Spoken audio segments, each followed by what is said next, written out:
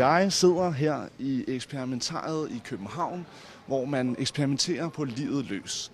Siden 1991 har man kunnet opleve naturvidenskabens mysterier på nært hold, og for cirka et år siden flyttede man fra bygningerne i Hellerup til City-delen her på Holmen i København.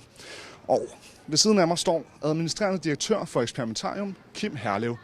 Og Kim, fortæl mig engang, hvordan er det gået her det sidste års tid på Holmen? Jamen, det er gået rigtig godt. Vi har jo fået en fantastisk lokalitet lige i hjertet af København på en ø. Det er et drømmescenarium. Så når det er sådan, at vi ikke kan være i det gode gamle eksperimentarium, fordi vi bygger det om til et fantastisk nyt eksperimentarium, så er det faktisk et rigtig fint sted at være her. Og hvordan har det været med besøgstallene? Har der været nok mennesker? Ja, vi vil altid gerne have flere mennesker, fordi vi har en rigtig, rigtig vigtig sag, vi gerne vil fortælle om, og vi vil gerne have en masse aktivitet i vores hus her. Vi har haft omkring 200.000 gæster på øen her, så det er jo trods alt en pæn del af Københavns befolkning.